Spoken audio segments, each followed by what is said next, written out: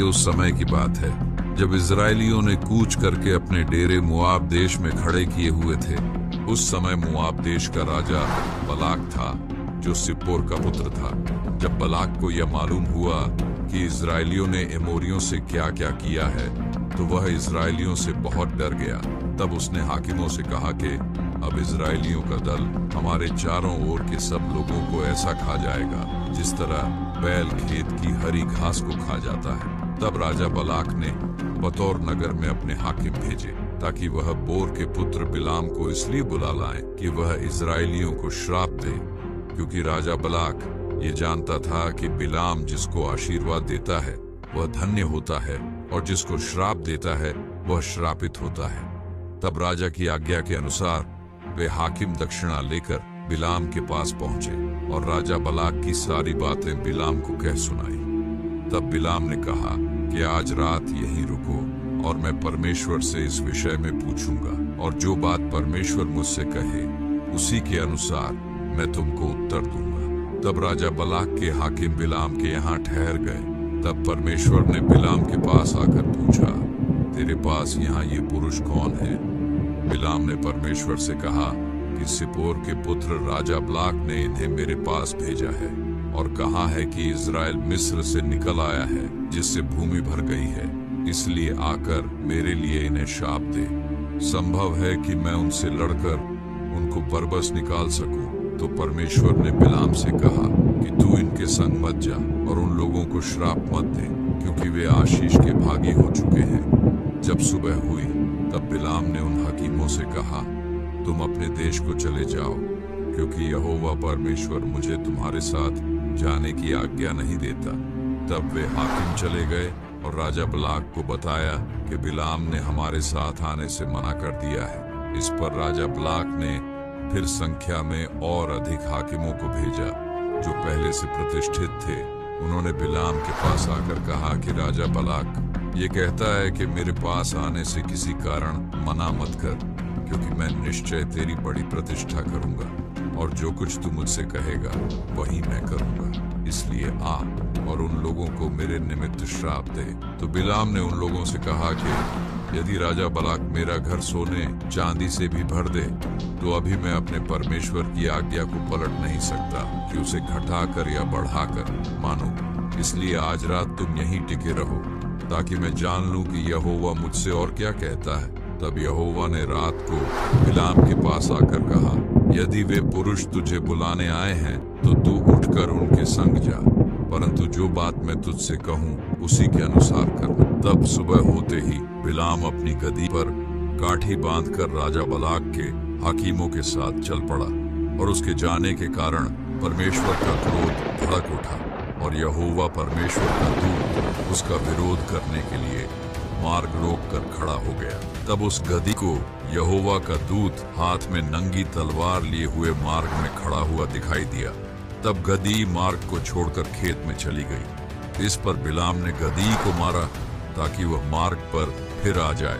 तब फिर गदी को यहोवा का दूत दूसरी बार बाग की बारियों के बीच गली में जिसके दोनों ओर दीवार थी खड़ा हुआ दिखाई दिया। तब गदी यहोवा के दूत को देखकर दीवार से ऐसे सट गई कि बिलाम का पांव दीवार में दब गया। तब उसने गधी को फिर मारा। फिर यहोवा का दूत तीसरी बार आगे बढ़कर एक सकरे मार्ग पर खड़ा हुआ, जहां से ना तो दाहिने और हटने की जगह थी और ना ही बाईं ओर। तब यहोवा के दूत को देखकर गधी बिलाम को लिए ही बैठ गई। फिर तो बिलाम का क्रोध बहुत ही भड़क उठा और उसने गधी को लाठी से मारा। तब यहोवा परमेश्वर ने गधी का मुंह खोल दिया और वह बिलाम से कहने लगी कि मैंने तेरा क्या बिगाड़ा है कि तूने मुझे 3 बार मारा। बिलाम ने गधी से कहा, इसलिए कि तूने मुझसे नटखटी की है। यदि मेरे हाथ में तलवार होती तो मैं अभी तुझे मार डालता। तो गधी ने बिलाम से कहा, क्या मैं तेरी वही गधी नहीं जिस पर तू जन्म से आज तक चढ़ता आया है? क्या मैं तुझसे कभी ऐसा करती थी? तब बिलाम ने कहा, नहीं। तब यहोवा परमेश्वर ने बिलाम की आंखें खोली और उसको दूत हाथ में नंगी तलवार लिए हुए मार्ग में खड़ा दिखाई पड़ा, जिसे देखकर वह झुक गया, मुंह के बल गिरा और उसे दंडवत किया। तब परमेश्वर के दूत ने उससे कहा कि तूने गद्दी को 3 बार क्यों मारा।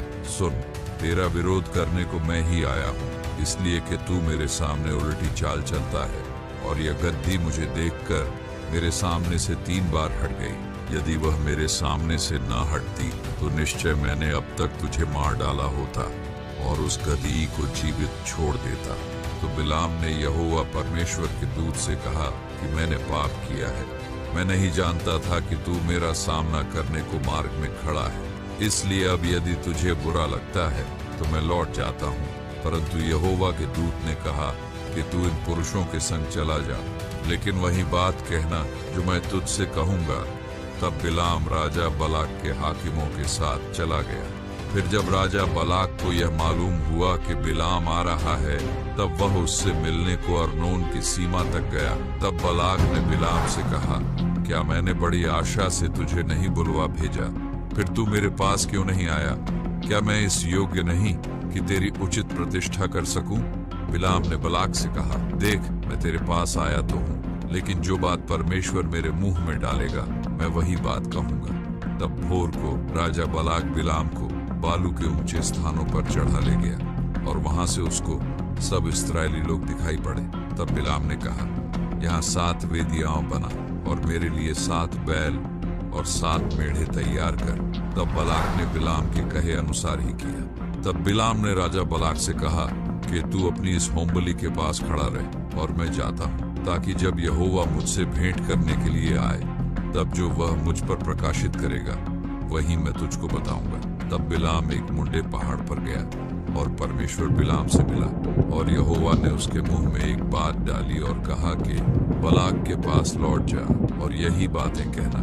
तब जब बिलाम राजा के पास वापस लौट कर आया, तब उसने बलाक से सभी इस्राएली प्रजा को देखते हुए कहा, मैं उन लोगों को कैसे श्राप दूं जिन्हें परमेश्वर ने श्राप नहीं दिया, और जिसकी निंदा प्रभु ने नहीं की उनकी मैं कैसे निंदा करूं। तब बलाक ने बिलाम से कहा, तूने मेरे साथ क्या किया है? मैंने तुझे अपने शत्रुओं को श्राप देने के लिए बुलाया था, परंतु तूने उन्हें आशीष ही आशीष दी है। तब बिलाम राजा बलाक से कहता है, जो बात यहोवा ने मुझे सिखलाई, क्या मुझे उसी को सावधानी से नहीं बोलना चाहिए? तब राजा बलाक उसे दूसरे स्थान पर ले गया कि यहाँ से वह केवल बाहर वालों को देख सके। तब राजा बलाक ने कहा कि यहाँ से मेरे लिए उन्हें श्राप दे। तब बिलाम ने वहां पर भी वेदी बनाई और यहोवा से पूछकर राजा बलाक से कहा, ईश्वर मनुष्य नहीं कि झूठ बोले और न वह आदमी है कि अपनी इच्छा बदले। देख, आशीर्वाद ही देने की आज्ञा मैंने पाई है, वह आशीष दे चुका है और निश्चय कोई मंत्र याकूब पर नहीं चल सकता और इस्राएल पर भावी कहना कोई अर्थ नहीं रखता। तब बलाक ने बिलाम से कहा, उनको न तो श्राप दे और न आशीष। तब बिलाम ने कहा, क्या मैंने तुझसे नहीं कहा कि जो कुछ यहोवा मुझसे कहेगा वही मुझे करना होगा? तब राजा बलाक बिलाम को एक और स्थान पर ले गया, ये सोच करके अब यदि परमेश्वर की इच्छा हो कि तू वहां से उन्हें मेरे लिए श्राप दे। बिलाम ने बलाक से कहा कि यहाँ मेरे लिए 7 वेदियां बनवा और यहाँ 7 बछड़े और 7 मेढ़े तैयार कर। तब राजा बलाक ने बिलाम के कहे अनुसार किया।